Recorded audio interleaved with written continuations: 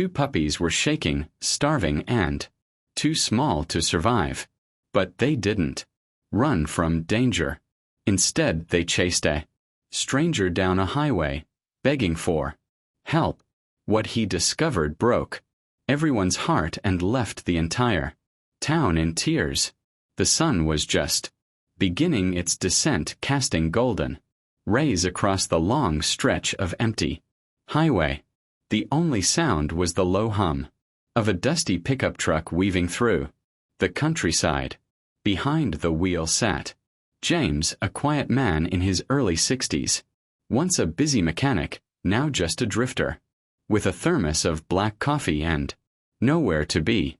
He wasn't running from anything, just tired of staying in one place. He wasn't expecting anything unusual that day. The road was straight and silent, flanked by tall grass, swaying in the breeze. But as he rounded a bend near an old cornfield, something odd made him slow down. In the middle of the road stood two tiny German shepherd puppies, both standing upright like little soldiers, paws raised in a silent, desperate plea. James blinked. Were they trained? Lost? He looked around. No sign of another person or a mother dog. Just two small figures, trembling but determined, their eyes locked with his, wide and glistening, not with fear but with urgency. He pulled over, engine still running. The moment he opened the door, the puppies scampered toward him but didn't bark or bite. They paused at his boots, then took a few slow steps back, turning to glance over their shoulders as if to say, "Follow us." James hesitated. This wasn't in his plan, but something deep, ancient, instinctual told him this wasn't just a random encounter. It was a call for help. James followed, cautiously, watching the two puppies trot ahead, stopping every few feet to make sure he was still behind. It was like they knew the urgency of what they were doing. They weren't playful or distracted like most pups. These two had a purpose. Their little bodies shook with exhaustion, but their eyes never wavered. They led him off the road, through a gap in the fence and into a thicket of dried weeds. James ducked under low branches, his boots crunching against the cracked earth. The late afternoon sun filtered through the trees, casting long shadows that made everything feel eerily quiet. Suddenly, one of the puppies barked. Just once. James looked ahead and saw a small clearing. Lying in the center was an old cardboard box. The puppies rushed to it and pawed at the sides, whining and circling. James approached slowly, heart pounding. As he bent down, he pulled the flaps apart and froze. Inside were three more puppies, barely breathing, curled up together like fallen leaves. Their ribs were showing, their fur was matted, and their eyes, those haunting, pleading eyes, barely opened. James swallowed hard. It hit him like a punch to the chest. These two puppies had crossed a highway and begged a stranger just to lead him back here to save their family. He knelt beside the box, hands trembling. He couldn't understand how anyone could abandon them like this. But now that they'd found him, he wouldn't walk away. James didn't waste a second. He gently lifted the three frail puppies out of the box, cradling them against his flannel shirt. They were feather light, bones poking through their patchy fur. The two older siblings danced nervously at his feet, nudging his legs, as if urging him to move faster. He ran back toward the road, heart thuching in sync with his boots. The heat shimmered off the asphalt, and James flagged down. The first car he saw, a battered pickup, driven by a woman in gardening gloves. She slammed the brakes, took one look at the puppies, and threw open the door. Together they rushed to the nearest animal hospital 20 minutes away. Every bump in the road made James tighten his grip.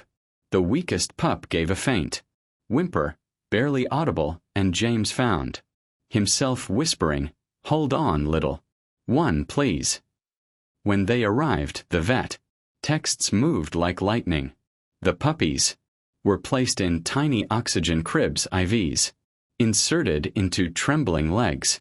James stood in the corner, hands clenched, watching machines beep and lights blink. The vet, a soft-spoken woman named Dr. Keller, finally came over. "It's good you brought them when you did," she said. "They were severely dehydrated, but there's a chance. Thanks to you." James nodded, too choked up to speak. His eyes drifted to the two puppies who had saved their siblings. They sat huddled together, watching the door. They hadn't just found help. They'd found hope. While the vet team fought to stabilize the puppies, James stepped outside to breathe. The sun was setting now, painting the sky in gold and lavender. He stared down the highway they'd come from, mind spinning. Who would leave helpless babies like that out in the open under the brutal sun? He wasn't the type to meddle, but this time something didn't sit right. The next morning, Dr. Keller called him back to the clinic. "They made it through the night," she said, smiling. "But there's something else you should see." She handed him a small object sealed in a plastic bag. GPS microchip tag pulled from one of the pups. "Wait, they were chipped?" James asked, stunned. Dr. Keller nodded grimly. "Registered to a backyard breeder, flagged last year for multiple violations." James felt his stomach drop. These puppies weren't just dumped. They were discarded. Stock from an illegal breeder. Sick, unsellable, and left to die. Fueled by outrage, James contacted local authorities. When animal control arrived, they examined the chip records and traced it back to a property just 5 miles away. What they found there horrified them. More sick puppies, cages stacked in darkness, and frightened eyes peering through metal bars. The man behind it all was arrested on the spot. The operation was shut down that day, and it all started because 2 brave little puppies had begged for help on the side of the road, not for themselves but to save the rest. Weeks passed, and the once fragile puppies began to thrive. Their fur grew back, thick and soft. Their eyes brightened with trust, and their little legs finally found the strength to run, play, and leap into open arms. The vet staff affectionately nicknamed them the Brave 5. James visited daily, at first just to check in, but over time the bond deepened. The 2 puppies who had first approached him never left his side. They followed him around the clinic, tails wagging, eyes always watching. When one nuzzled into his chest during a nap in the waiting room, something clicked. He filed the paperwork the next day. "The moment I saw them," he told Dr. Keller, "I think they chose me." The adoption day was filled with laughter, tears, and joy.